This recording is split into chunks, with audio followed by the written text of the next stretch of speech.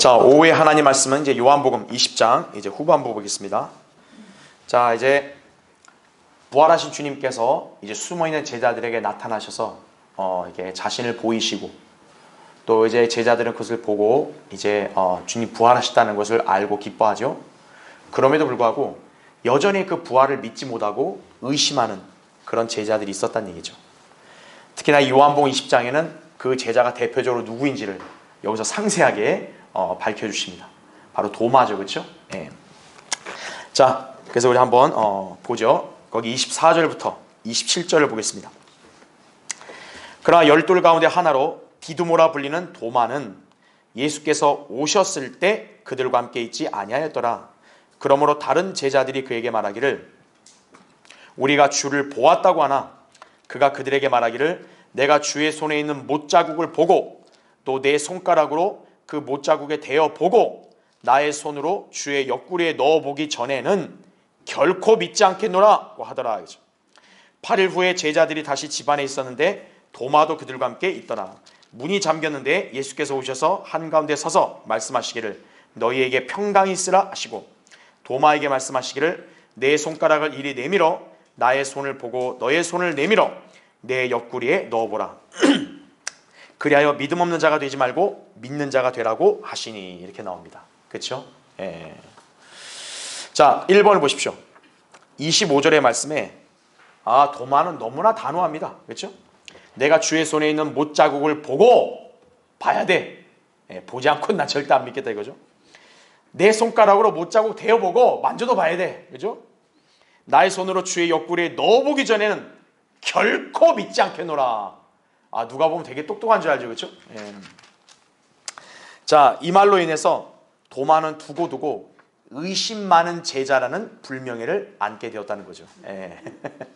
그럼 오늘날까지 우리 성도들 사이에서는 도마하면 의심 많은 제자 그렇게 회자가 되죠, 그렇죠? 자, 괄호 1번 보십시오. 예수께서 오셨을 때, 자, 이때가 뭐냐면 부활하신 예수님께서 주의 첫날 저녁에 제자들에게 처음 나타나셨던 바로 그때를 말하는 거예요. 예. 이때 도마는 그 자리에 당시에 없었죠. 예. 주님께서 당시 유대인들을 두려워하여 문을 걸어 잠그고 한 자리에 모여있던 그들에게 나타나셔서 하셨던 말씀은 바로 너희에게 평강이 있으라는 거죠. 왜냐? 주님의 부활을 알지 못한 채로 유대인들을 두려워해서 공포 속에 떨고 있었으니까 주님이 그들을 위로하시는 거죠. 왜 니들을 불안해하고 무서워하냐? 평강을 가져라 이거죠. 왜냐? 너희가 믿는 주님은 다시 살아나셨다는 거죠. 그렇죠? 자, 근데 하필 그 시각에 왜 도마는 없었는가? 그렇죠? 예. 자, 안타까운 일이죠. 그래서 괄호 2번에 당시 부활하신 주님을 목격했던 제자들이 간증을 합니다. 도마, 우리가 주를 보았다고. 근데 도마는 그 사실을 믿을 만한 위인이 못 되는 거죠. 그렇죠? 예. 근데 여러분은 이걸 갖고 도마만 이렇게 탓하실 필요는 없습니다. 왜냐하면 당시 제자들 대다수도 사실 주님의 부활을 성경대로 온전히 알고 믿은 사람은 없었어요. 예. 주님의 입장에서 볼 때는 그 제자들이 얼마나 답답하시겠어요. 그러니까 주님이 나타나셨고 평강을 주시고 만져보라 하시고 그 눈앞에서 음식까지 드셨잖아요. 예. 그러니까 그제서야 이제 제자들 몇몇은 그런 주님을 이제 그때서 믿게 되고, 그렇죠? 주님께 경배를 한 거죠. 근데 그에 비해서 지금 도마는 못 봤으니까 당연히 의심하고 안 믿는 거죠. 예. 그러니까 뭐 도마라고 오죽하겠어요, 그렇죠? 당시 다른 제자들도 주님을 직접 만나기 전까지는 다 안 믿었는데, 그렇죠? 예. 자, 그에 대한 증거 구절이 밑에 마가복음 16장 14절에 나옵니다.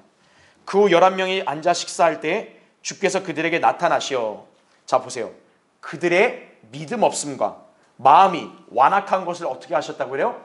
꾸짖었다고 나오죠. 예. 왜냐하면 그들이 주께서 살아나신 후 주를 본 자들의 말을 믿지 아니하였기 때문이라 이거죠. 예.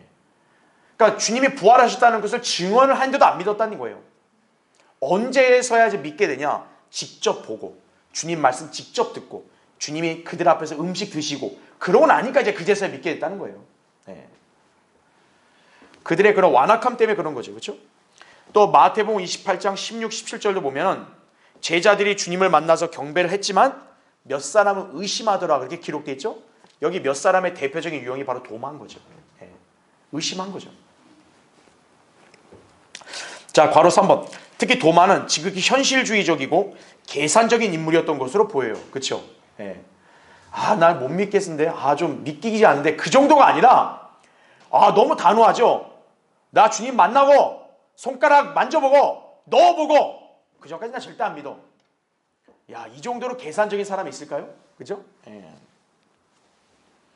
자, 그는 예수 그리스도께서 자신의 죽으심과 부활에 대해 예고해 주셨던 말씀, 예언을 당연히 떠올리지도 않았겠죠. 떠올렸으면 이렇게 말할 리가 없죠. 또 그 예언을 유념했을 리는 더더욱 없죠. 심지어는 형제들이 우리가 주를 보았다고 한 명도 아니에요. 여러 명이 그렇게 증언하는데도 어때요? 난 절대 안 믿겠다. 예. 간증도 아예 거부하는 거죠. 자, 그러니까 어떻습니까? 주님이 그렇게 대단하다고 하는 도마한테 결국 또 자신을 나타내시는 거예요. 그렇죠? 괄호 4번 보세요. 그로부터 며칠 뒤어 8일 후입니다. 도마도 제자들과 함께 자리에 앉아 있었던 시각에 예수님께서 다시 나타나시는 거예요. 예. 이제는 찍소리 못하도록 그렇게까지 대단히 똑똑하다고 자부하는 도마, 그의 눈앞에 아주 주님께 나타나시겠다 이거죠. 그래서 도마에게 부활하신 자신의 모습을 보여주셨죠. 그렇죠? 그래서 예수님께서는 이미 도마의 믿음 없는 고백을 다 알고 계셨기 때문에 그의 말을 그대로 받아서 주님이 그에게 묻죠. 네 손가락으로 여기 나 만져보고 옆구리 한번 넣어봐. 그리고 이제 믿음 없는 자가 되지 말고 좀 믿는 자가 되라. 이렇게 촉구를 하시는 거죠. 그렇죠? 자, 다음 페이지 보십시오. 자, 26, 27절의 말씀을 다시 한번 이렇게 보면은, 자, 주님께서 지금 평강이 있으라 이 말씀은 세 번째로 하시는 겁니다. 그리고 지금 부활하신 상태에서 제자들에게 나타나신 건 두 번째예요. 그렇죠? 우리가 지난 시간에 첫 번째 봤죠. 그렇죠? 그 다음에 이번에는 이제 두 번째 나타나신 거란 얘기죠. 왜 또 나타나실 필요가 있었겠어요? 여전히 의심하는 자들이 있었기 때문에 그런 거예요. 여기서는 도마만 두각이 됐지만 아마 도마 외에도 몇몇 사람은 여전히 의아해하거나 의심하고 있었을지도 몰라요. 그러니까 주님은 그런 자들에게 다시금 확신을 주시기 위해서 또 한 번 나타나시고 정확하게 8일 전에 주님이 그 광경을 떠올릴 수 있도록 동일한 말씀을 하시죠. 너희에게 평강이 있으라. 또 그렇죠. 평강을 주시는 겁니다. 왜 그럴까요? 평강이 없는 사람은 의심이 많기 때문에 그런 거예요. 그러니까 믿음과 신뢰가 굳건하지 않은 사람은 당연히 그 마음이 흔들리고 의심이 있을 수밖에 없어요. 의심이 있으면 어떻게 돼요? 화평이 없습니다. 의심이 있으면 항상 불안하고 초조하는 거예요. 그러니까 지금 의심하는 자들이 더 이상 그 의심을 갖지 않도록 이제 평강을 주시기 위해 다시 나타나시는 거죠. 자, 그래서 괄호 1번에 부활하신 예수 그리스도께서는 일주일의 간격을 두고 제자들에게 나타나셨다 이거죠. 자, 보세요.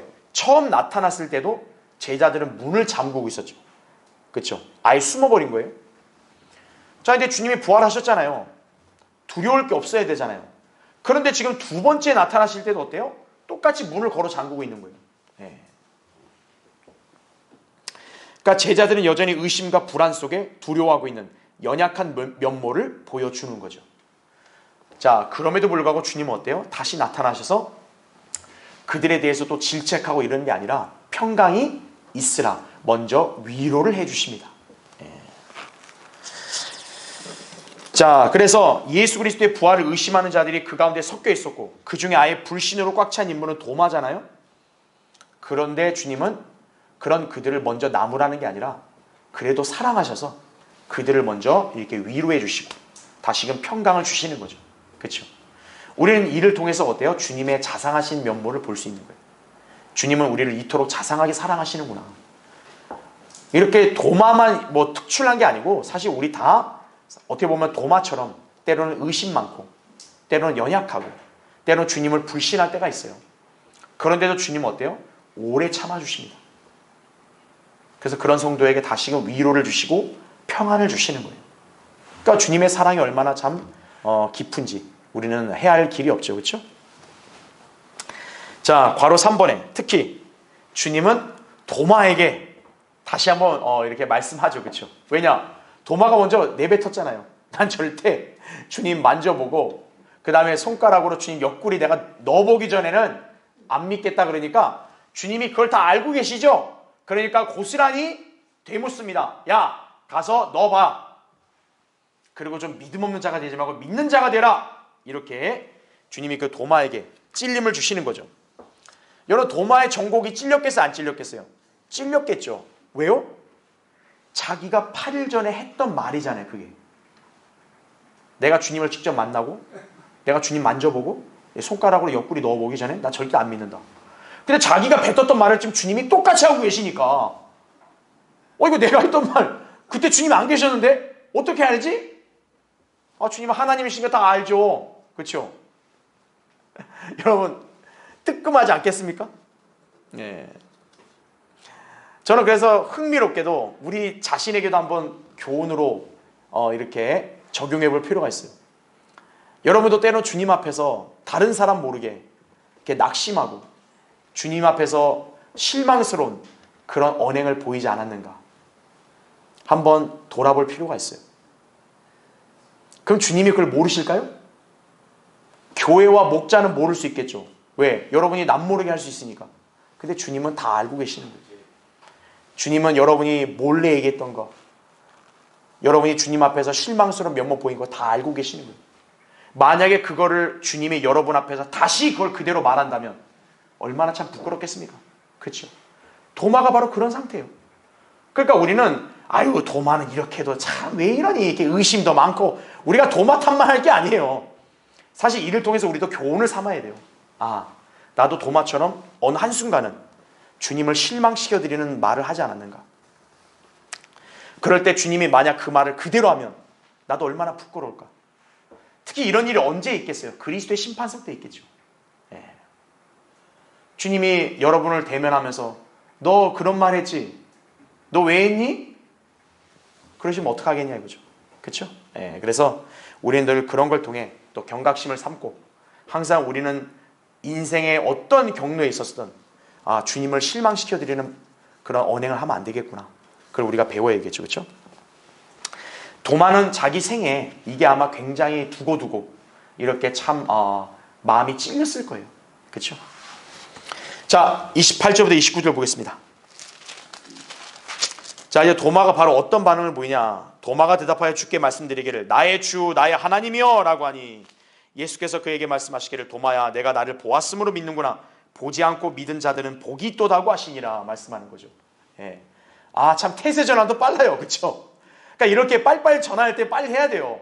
고집을 피우면 안 된다고요. 그렇죠? 자, 1번에 보면 도마가 대답하여 주께 말씀드리기를 나의 주 나의 하나님이여. 야, 그냥 선생님이란 말도 안 해요. 진짜 예수님을 제대로 알고 이건 대단한 믿음의 고백입니다. 바로 정신 차린 거죠. 그렇죠? 그러니까 주님은 뭐예요? 도마야 네가 나를 보고서 믿는구나. 그러니까 쉽게 말하면 이제서야 믿는 자가 됐구나 이거죠. 이제서야. 그렇죠? 근데 여러분 일단 여기서 우리가 주목해야 될 것은 도마의 이 고백은 예수 그리스도의 신성을 강력하게 입증하는 말씀이에요. 그래서 여러분이 볼 때 도마는 왜 저래? 이게 아니라 사실 도마도 이렇게 대단한 믿음의 고백을 한 사람이에요. 우리가 여러분 기억나실지 모르겠지만 11장 공부할 때 죽은 나사로 살리러 갔을 때도 당시 제자들은 주님이 유대에 나타나면 유대인들이 죽일 수도 있습니다. 그렇게 염려했었다고요. 근데 주님이 갔잖아요. 나사로 살리려고.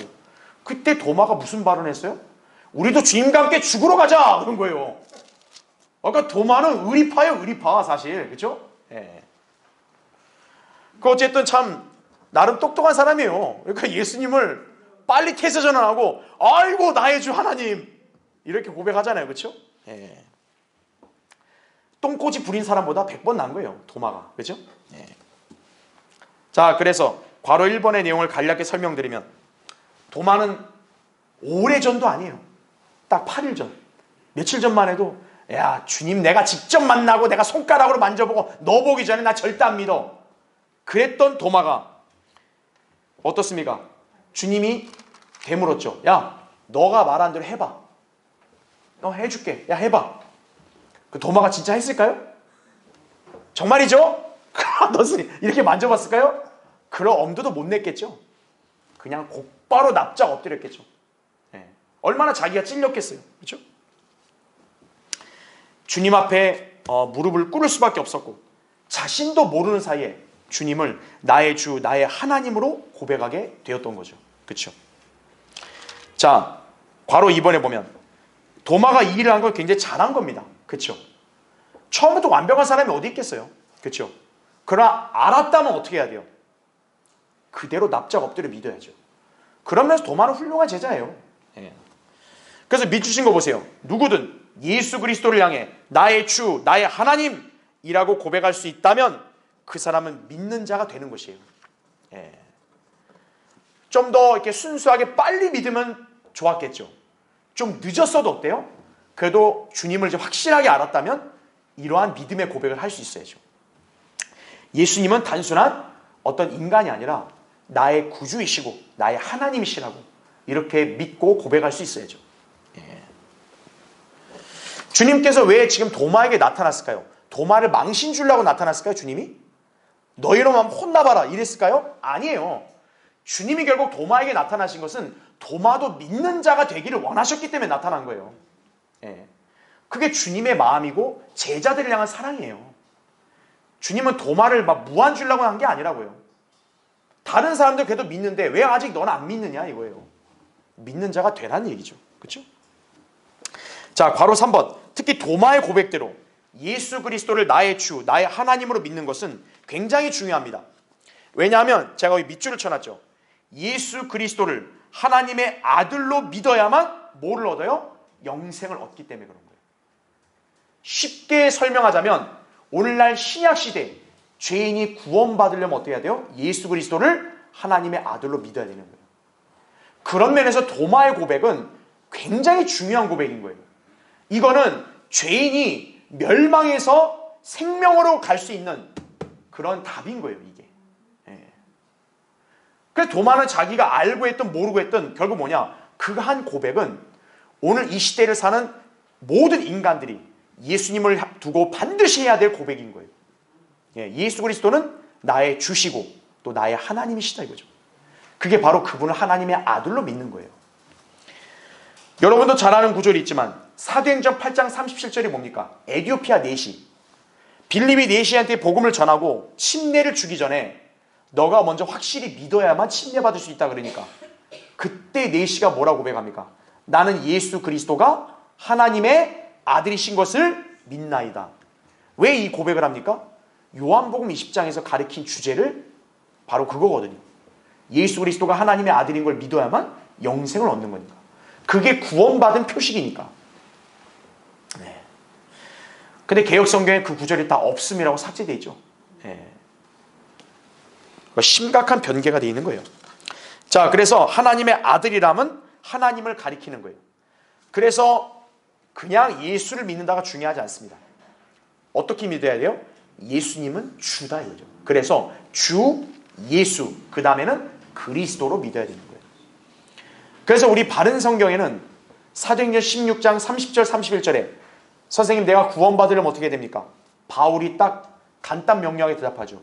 주 예수 그리스도를 믿으라 이거죠. 그리하면 너와 내 집안이 구원을 받으리라 이거죠. 여러분 삼위일체 하나님의 완전한 이름이 뭐라고요? 주 예수 그리스도예요. 그분을 그렇게 알고 믿어야 그게 제대로 믿은 거예요. 예. 아 예수 믿었습니다. 그건 40점밖에 안 돼요. 예. 예수 그리스도 믿었습니다. 아 그 70점밖에 안 돼요. 주 예수 80점밖에 안 돼요. 주 예수 그리스도 이렇게 고백하고 믿어야 그게 100점인 거예요. 예. 그래서 괄호 4번 보세요. 신약 성경에서 죄인이 회개하고 예수 그리스도를 자신의 구주로 주로서 믿고 입으로 고백해야 구원받는다고 가르치는 거죠. 그래서 요한복음이란 이 복음서가 왜 특별하냐면 신약적인 진리와 교리를 담고 있기 때문에 그래요. 그러니까 지금 요한이 여기 기록한 이 내용은 신약시대 구원 교리와 일치된다는 얘기죠. 예.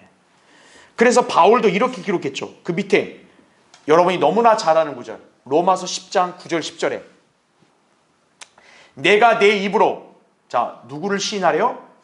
주 예수를 시인하랍니다. 그냥 예수가 아니에요. 주 예수를 시인하고 이렇게 나옵니다. 또 하나님께서 그를 죽은 자들부터 살리신 것을 내 마음에 믿으면 구원을 받으리라. 사람이 마음으로 믿어 의에 이르고 입으로 고백하여 구원에 이르기 때문이라 이렇게 나오죠. 그래서 제가 아까 도마의 고백이 왜 대단하다고 그러냐면 도마의 그 고백이 바로 오늘날 죄인이 구원받기 위해 필요한 거예요. 예. 그래서 로마서 10장 13절도 누구든지 주의 이름을 부르는 자는 구원을 받으리라.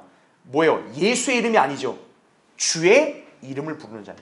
그러니까 예수 그리스도가 주, 하나님의 아들이시라는 사실을 믿고 고백을 해야 구원을 받는다는 뜻이에요. 예. 그걸 우리가 기억을 해야 됩니다. 자, 다음 페이지 보십시오. 자, 도마의 고백, 나의 주, 나의 하나님. 이것은 예수 그리스도가 육신으로 나타나신 하나님이시라는 강력한 증거입니다. 디모데전서 3장 16절에 나오죠. 예. 이 역시 요한복음의 주제와 연계가 되는 거예요. 자, 괄호 1번은 제가 흥미로운 내용을 기재해놨는데 그게 뭐냐면 여러분 지금 이 구절이 요한복음 몇 장 몇 절이에요? 20장 28절이죠. 여러분 요한복음 다음의 책이 뭐예요? 사도행전이죠.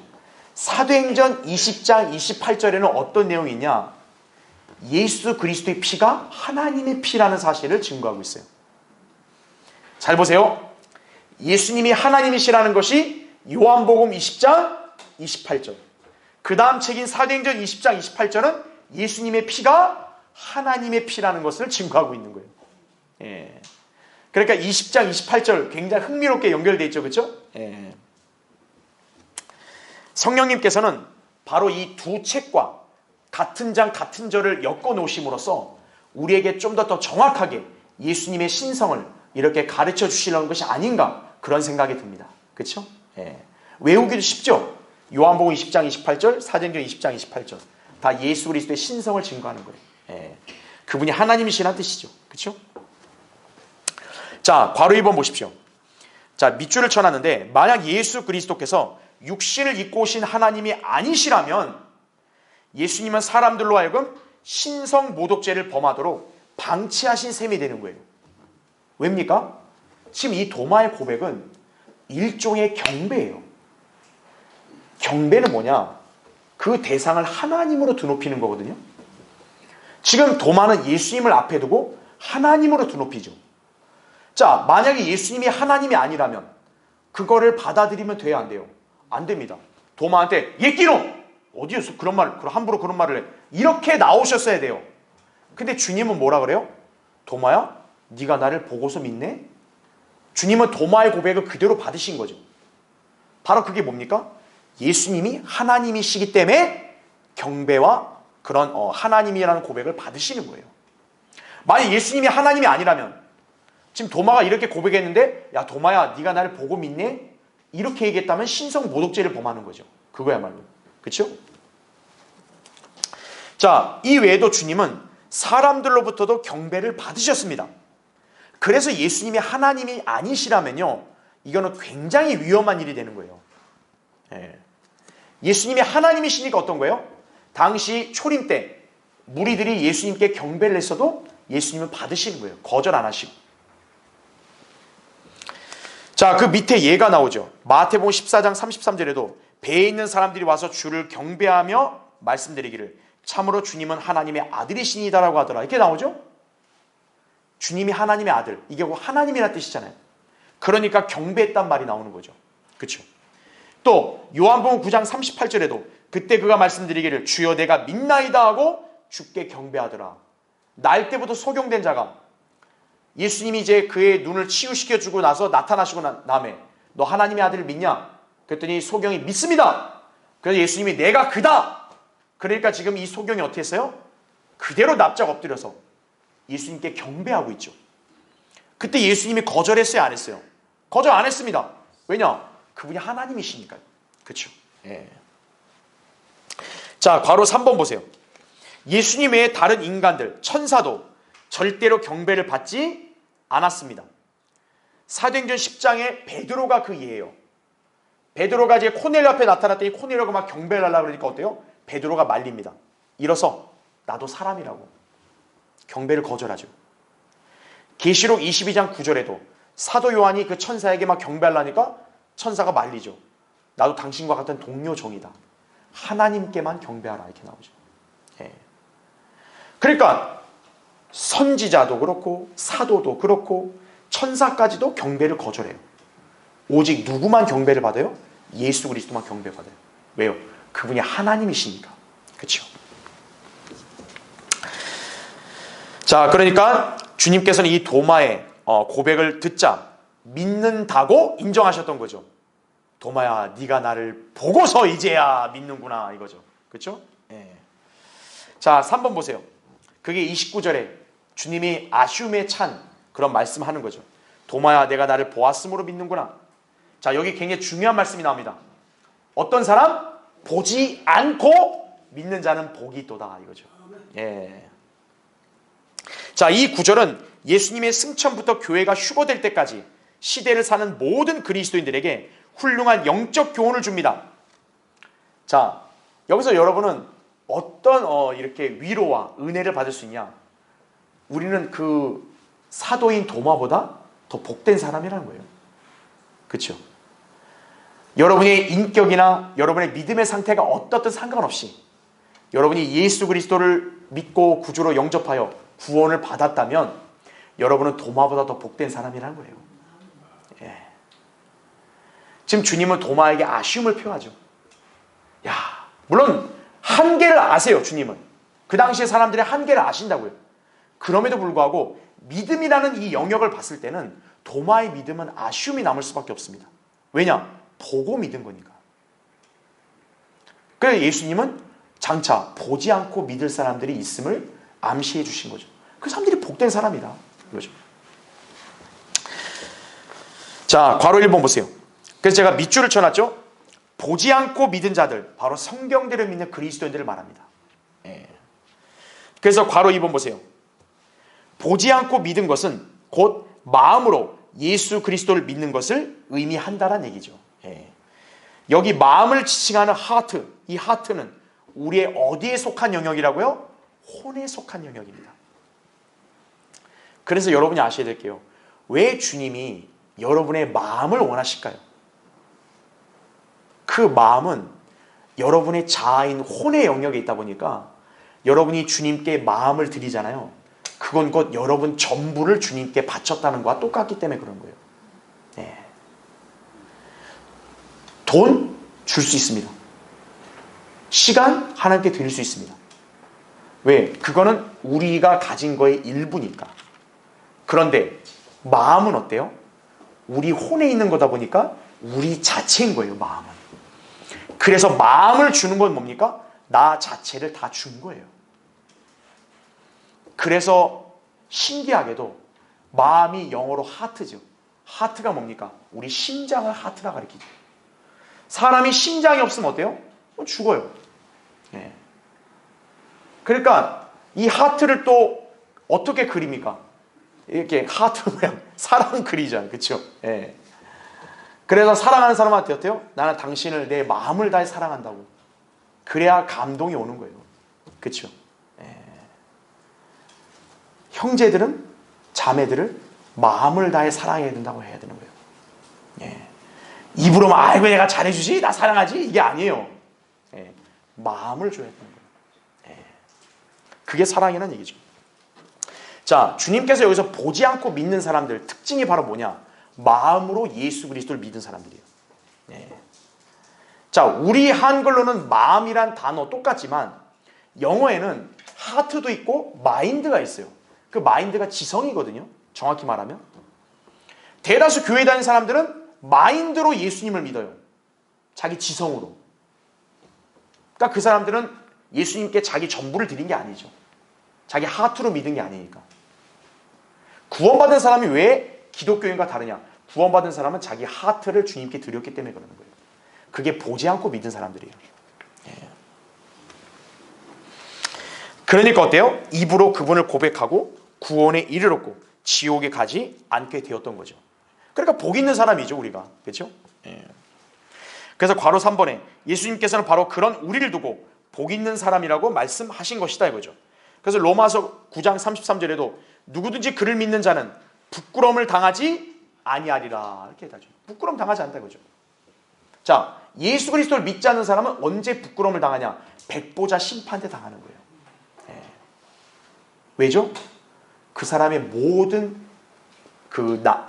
면모가 낱낱이 다 드러나기 때문에 그래요. 그날에 백보자 심판에. 그러니까 벌거벗긴 사람처럼 그 사람이 숨겨져 있던 것까지 다 드러나는 날이 백보자 심판이기 때문에 얼마나 부끄럽겠어요. 그렇죠? 많은 사람들 앞에서는 막 되게 경건하고 막 되게 도덕적인 그런 이미지였는데 까보니까 뭐예요? 이거 봐, 위선자네. 이게 드러날 수 있는 게 백보자 심판인 거죠. 예수 그리스도를 믿지 않는 사람은 거기에 있으니까 부끄러움을 당하는 거예요. 그러나 예수 그리스도를 구주로 믿는 사람은 부끄러움을 당하지 않는다 이거죠. 물론 그리스도의 심판석에서 행위에 대한 부끄러움이 있겠지만 지옥에 갈 정도로 그런 수치스러운 죄인으로 부끄러움을 당하지는 않는다는 얘기죠. 예. 자, 그 점을 여러분이 유념하시면 되고요. 자, 그래서 우리는 이제 심판날에 멸망당할 죄인들과 확연히 분리가 됐죠. 그 여러분 당연히 감사해야죠. 그렇죠? 그 한 가지만 봐도. 그렇죠? 자, 맨 밑에 괄호 4번 보세요. 믿음의 본질은 뭘까요? 보이지 않는 것들에 대한 증거라고 히브리서 11장 1절에 말씀합니다. 그래서 예수님이 도마에게 네가 보고서 믿는 게 안타까운 일이다라고 말씀한 이유가 그거예요. 네. 왜냐하면 진정한 믿음이라는 것은 어떤 대상이 분명히 있지만 보지는 못해요. 그래도 있는 것처럼 여기고 받아들이는 것이 그게 진정한 믿음이기 때문에 그래요. 그러니까 이 믿음의 본질에 있어서는 사실 보고 믿는 건 제대로 된 믿음이 아니에요. 예. 그러니까 여기서 도마의 믿음은 아쉬울 수밖에 없는 거죠. 그렇죠? 차라리 예수님 부활하신 모습을 보기 전에도 그래? 예수님 정말 살아나셨어? 그래, 아멘. 나 믿을게. 이랬으면 좋았을 텐데 그게 아니었잖아요. 만져보고 손가락 넣어보고 내가 그렇게 하기 전에 절대 안 믿을 거야. 자, 주님 나타났잖아요. 그래도 어쨌든 잘 믿었죠. 자존심이 있으면 어떡하겠어요? 인간 있고 알량한 자존심 있으면 에이 아니야 아닐 거야. 에이 꿈일 거야. 에이 또 이러고 또 도망갈지도 몰라요. 근데 도마는 어때요? 그래도 즉각 납작 엎드리죠. 나의 주 나의 하나님. 그건 잘한 거예요. 그러나 믿음의 일한 영역에서 볼 때는 이게 참 아쉬운 거죠. 여러분도 꼭 기억하셔야 될 거. 우리가 주님께 인정받는 믿음을 가지려면 무슨 표적이나 기적이나 환상이나 이런 걸 보고 믿는 게 아니라는 거예요. 여러분은 주님을 지금 보지 않습니다. 보지 못해요. 그래도 어때요? 여러분은 주님이 살아계시고 여러분의 구주라는 사실을 그대로 믿으시죠? 그리고 그분을 사랑하시죠? 그게 믿음이에요. 예. 그래서 베드로가 바로 그 점을 얘기한 거예요. 자, 맨 밑에 보세요. 베드로가 왜 우리 그리스도인들이 이렇게 특별한지를 이렇게 설명하고 있죠. 너희가 그를 보지 못하였으나 어떻게 한대요? 사랑하며. 지금도 그를 보지 못하나 어떻게 해요? 믿고 있으며. 또 말할 수 없이 영광으로 가득 찬 기쁨으로 즐거워하나니 이렇게 나옵니다. 그렇죠? 그러면서 뭐라 그래요? 이는 너희 믿음의 결과 곧 너희 혼들의 뭐를 받았대요? 구원을 받음이니라 이거죠. 예. 바로 우리가 이러한 믿음을 가지고 지금 생활하고 있기 때문에 어떤 거예요? 우리가 구원을 받은 거라는 얘기죠. 예. 그러니까 이런 믿음이 있으니까 어때요? 예수님을 본 적도 없는데도 그대로 믿고 사랑하고 있다는 얘기죠. 그리고 구원받음으로 나는 지옥에 안 간다. 난 앞으로 주님과 함께 영광스러운 그 유업에 동참할 거라. 그러한 소망과 기쁨을 간직하고 살죠. 예. 이게 진정한 믿음이라는 거죠. 예. 그러니까 주님은 앞으로 이렇게 믿을 사람들이 복이 있다고 말씀하신 거예요. 그게 바로 오늘날 누구라고요? 우리 그리스도인들이라는 사실을 기억하셔야 돼요. 그렇죠? 자, 이제 마지막 30절, 31절 보겠습니다. 자, 요한복음의 어떻게 보면 공식적인 기록은 이제 30절, 31절로 끝나는 거예요, 사실. 자, 보세요. 실로 예수께서는 그의 제자들의 면전에서 이 책에 기록되지 아니한 다른 많은 표적들을 행하셨으나 다만 이것들을 기록한 것은 너희로 예수가 그리스도 곧 하나님의 아들이심을 믿게 하려는 것이요 또 믿음으로써 그의 이름을 통해 생명을 얻게 하려 함이라 말씀하는 거죠. 그렇죠? 이게 바로 요한복음의 주제라고 제가 처음에 말씀드렸죠. 그렇죠? 예. 왜 예수님의 생애에 관해서 부활에 관한 여러 가지 기사들 중에 왜 20장의 내용만 있냐 이거예요. 그 이유를 성령님이 밝혀주시죠. 바로 이걸 통해서 예수 그리스도가 하나님의 아들인 걸 믿게 하기 위함이다 이거죠. 자, 그래서 요한복음이라는 내용의 주된 초점이 바로 무엇인지를 이 구절에서 밝히고 있는 거예요. 그래서 괄호 1번 보세요. 자, 여기 표적들이란 말이 나오잖아요. 이건 그분의 공생의 기간 동안 나타내셨던 모든 표적들을 말하는 게 아니라 죽은 자들로부터 살아나신 주 예수 그리스도께서 하나님이심을 증명하는 표적들만을 일컫는 거예요. 예. 그러니까 쉽게 말하면 부활하신 예수 그리스도가 하나님이시라는 것을 입증하는 그런 여러 사건들 또 여러 이런 기사들 중에서 20장의 내용만 추렸다고 지금 얘기하고 있는 거예요. 자, 그 외 나머지 부분은 요한복음에는 생략이 된 거죠. 그거는 이제 뭐 누가복음이나 뭐 다른 데 기록되어 있잖아요. 그렇죠? 예. 자, 바로 2번에 부활하신 주님께서 행하셨던 표적들. 우선 그분의 부활 자체가 표적이죠. 또 누가복음 24장에 나타난 일련의 사건들 역시 표적들에 해당합니다. 누가복음 24장의 내용이 뭐예요? 엠마오로 간 두 제자들에게 나타나셔서 그들과 대화하시고 있다가 사라지셨죠? 그리고 또 문을 잠그고 숨어있던 유대인들에게 그냥 벽을 통과해서 나타나셨죠? 그 외 여러 가지 일들. 그건 요한복음에는 안 나와요. 그렇죠? 왜냐? 성령님이 요한복음이라는 책에서는 그걸 언급을 안 하시는 거예요. 그럼 괄호 3번 보세요. 그 이유가 무엇이라고요? 바로 다음 절에 성령님이 자상하게도 그 이유를 설명하신 거죠. 너희로 예수가 그리스도 곧 하나님의 아들이심을 믿게 하려고 다른 온갖 방대한 걸 기록한 게 아니라 딱 이 부분만 집약해서 기록을 했다. 이렇게 밝혀주시는 거예요. 또 믿음으로써 그의 이름을 통해 생명을 얻게 하려 함이라 이거죠. 아하, 예수 그리스도를 하나님의 아들로 믿으면 어떤 거예요? 생명을 얻는구나. 예. 바로 그 진리를 가르쳐 주시기 위해서 성령님은 예수님의 부활에 관한 여러 표적들 가운데 20장 내용만 딱 단추려서 여기다가 제시하신 거란 얘기죠. 예. 그러니까 말하자면 뭡니까? 20장 기록만으로도 예수님이 하나님의 아들이시고 그분을 믿음으로써 구원받게 된다는 진리를 우리에게 알리는 데 부족함이 없다는 얘기예요. 예. 그러니까 어떤 사람은 예수님이 하나님의 아들이고 예수님이 나의 구주라는 거를 내가 어떻게 쉽게 믿겠냐. 막 좀 얘기 좀 해달라. 막 온갖 얘기를 듣고 싶어하는 사람이 있는데 그거 쓸데없는 겁니다. 왜요? 주님은 요한복음 20장의 내용 자체만 봐도 예수님이 하나님의 아들인 거 믿는데 부족함이 없다는 거예요. 예. 실제로 그렇죠. 그렇죠. 예. 도마의 고백만 봐도 그렇잖아요. 도마가 예수님을 나의 주, 나의 하나님 그랬잖아요. 그럼 그걸로 끝난 거죠, 사실. 그렇지 않겠습니까? 그러니까 예수 그리스도가 하나님의 아들이신 걸 내가 믿고 구원받고 싶다. 그러면 주님은 다른 자잘한 걸 네가 알 필요 없이 20장에 있는 내용만 알아도 충분하다. 그렇게 지금 알려주시는 거죠. 그렇죠? 자, 2번 보세요. 31절의 말씀. 너희로 예수가 그리스도 곧 하나님의 아들이심을 믿게 하려는 것이요. 자, 요한복음의 기록 목적이 뭐예요? 우리로 하여금 예수님이 하나님의 아들인 걸 믿으라고 가르치는 책이에요. 그 다음에는 믿음은 이제 어떻게 돼요? 그의 이름을 통해 생명을 얻게 하랍니다. 그렇게 믿으면 생명을 얻는다 이거죠. 그러니까 이거를 좀 더 집약해서 설명하면 뭡니까? 요한복음이라는 책은 예수 그리스도를 믿으면 구원받는다는 진리를 가르치는 거구나. 그렇게 우리가 정리할 수 있겠죠. 그렇죠. 그래서 이 요한복음이라는 책은 왜 특별하다 그랬냐? 영적으로 성숙한 그리스도인들에게는 심오한 진리를 가르쳐주는 책이고 영적으로 어린 사람에게는 그 수준에 맞게 기본적이고 또 은혜가 되는 진리를 가르쳐주는 책이기도 하고 구원받지 않은 사람에게는 구원받을 수 있게 하는 책이기도 하다라는 거예요. 요한복음이. 그래서 이 요한복음이라는 이 책은 어떤 연령이나 어떤 계층을 가리질 않는 거예요. 사실 누구나 다 쉽게 읽고 받아들일 수 있는 거예요. 그래서 요한복음은 신약적인 진리가 집약되어 있는 특별한 복음서라는 사실이 여기서 입증이 되는 거죠. 그래서 괄호 1번 제가 밑주신 거 보세요.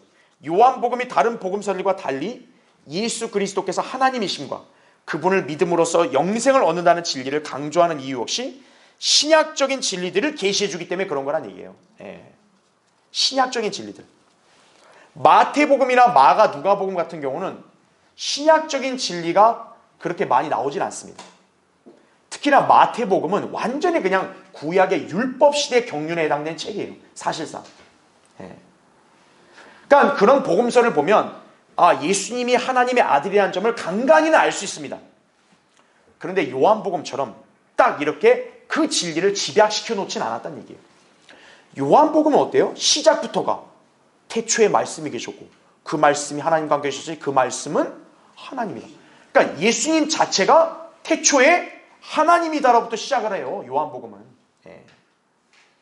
그러니까 이거는 완전히 신약적인 진리인 거죠. 그렇죠? 그 다음에 괄호 2번 보세요. 특히 생명이라는 것은 무슨 생명을 가리켜요? 영원한 생명을 말한다는 거죠. 그러니까 예수 그리스도를 믿으면 영생을 얻는 것인 반면 믿지 않으면 영원한 멸망을 당할 수밖에 없다는 얘기죠. 왜냐? 예수 그리스도가 생명인데 그분이 없다는 얘기는 생명이 없다는 얘기이기 때문에 그러는 거예요. 자, 우리 마지막으로 요한일서 한번 5장 보십시오. 거기 10절부터 보겠습니다. 하나님의 아들을 믿는 자는 자기 안에 그 증거가 있고 하나님을 믿지 아니하는 자는 하나님을 거짓말쟁이로 만드나니 이는 하나님께서 그 아들에 관하여 주신 증거를 믿지 아니하기 때문이라. 또 증거는 이것이니, 잘 보세요. 하나님께서 우리에게 뭐를 주셨다 그래요? 영생을 주신 것과, 자, 이 생명이 그의 아들 안에 있다는 것이라 이거죠. 그러니까 12절 보세요. 그 아들이 있는 자는 생명이 있고 하나님의 아들이 없는 자는 생명이 없느니라 이거죠. 이게 요한복음의 주제와 맞닿아 있는 거죠. 그렇죠? 그래서 13절 보세요. 내가 하나님의 아들의 이름을 믿는 너희에게, 그러니까 여기 너희는 구원받은 성도겠죠. 하나님의 아들을 믿었으니까 너희에게 이런 것들을 쓰면, 자, 너희에게 뭐가 있으면 알게 하람이라 그래요? 영생이 있으면 알게 하람이며 또한 너희가 하나님의 아들의 이름을 어떻게 한다? 믿도록 하려 함이라 이거죠. 아까 요한복음이 예수 그리스도를 믿으면 구원받는다, 그 진리를 증거하는 책이라 그랬죠. 요한일서 5장 같은 경우는 뭡니까? 이 구절은 그렇게 해서 예수 그리스도를 믿은 사람은 확실히 영생이 있다는 점을 우리한테 보장해 주는 거예요. 그래서 요한일서 5장 13절은 어떻게 보면 구원의 영원한 보장을 증거하는 구절이에요. 동시에 뭡니까? 아직 믿지 않은 사람은 하나님의 아들을 믿게 하기 위함이라는 거죠. 자, 이 요한일서, 요한이 기록했죠? 요한복음, 요한이 기록했죠? 동일한 저자가 기록을 했죠? 그러니까 이 진리가 다 연계가 되어 있는 거예요. 그렇게 이해하시면 됩니다. 자, 그래서 결론적으로 요한복음에서 그리스도의 생애를 서술하는 내용이 사실상 20장에서 마무리가 됩니다. 이제 우리가 다음 시간에 21장을 공부하는데 그 21장은 일종의 약간 에필로그적인 성격이에요. 그러니까 그분의 어떤 그런 공생의 사건을 다루는 기사는 어떻게 보면 20장에서 끝난 거고, 이제 21장은 주님이 이제 떠나기 전에 다시 한번 이 제자들에게 담대함을 심어주고 또 그들이 사람을 낳는 어부가 되었다는 그 사명감을 다시금 상기시키는 어떤 그런 장이라 보실 수 있는 거죠.